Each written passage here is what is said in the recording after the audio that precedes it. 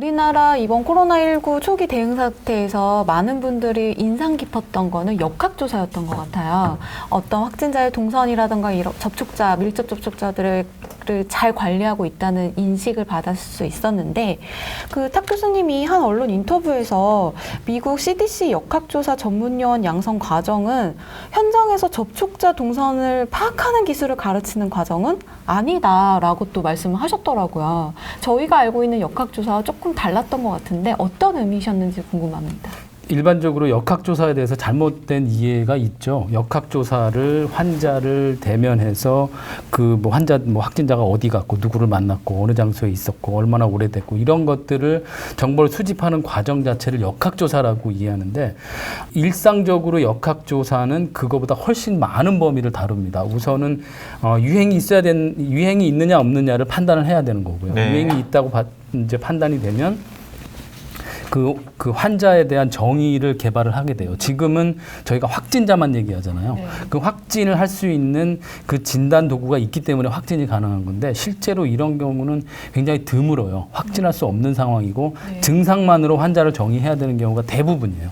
그러면 이 사람들을 확진 내지는 가능, 유사, 의심 이런 식으로 여러 가지 분류를 두고 각각의 분류에 맞는 환자군들에 대한 그러니까 정보를 수집을 하죠.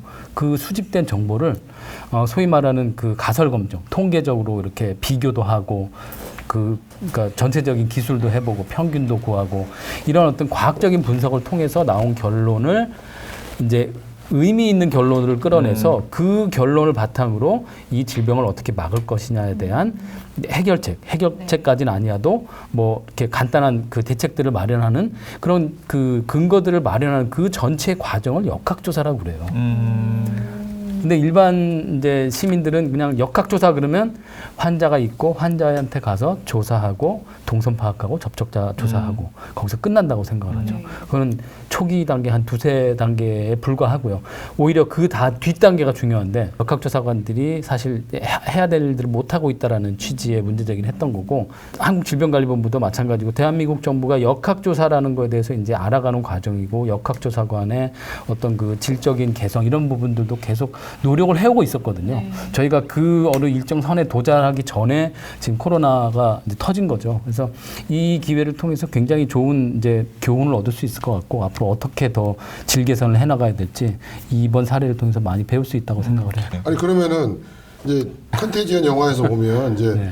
그 역학조사관이 가가지고 이제 결국 그 일종의 브레인 역할을 하는 거잖아요. 전체 맞습니다. 작전 네. 능력을 그렇죠. 다 이렇게 짜고 어떻게 이걸 가야 될 건가에 대한 어떤 전략 지도부적인 역할을 해주는 게 이제 역학조사관의 역할인데, 그러면 실질적으로 우리가 하는 이제 이런 기초적인 접촉자들의 이런 자료 만들고 이러저런 동선 파악해서 누구를 접촉했니 안 했니 이런 이제 그런 건 누가 하는 겁니까?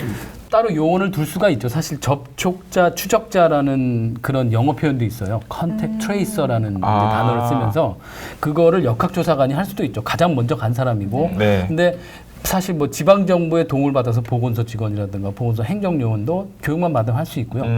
제가 엊그제 기자한테서 연락을 받았는데 그 역학조사 지원 시스템 이런 것들을 만들었다고 하더라고요. 네.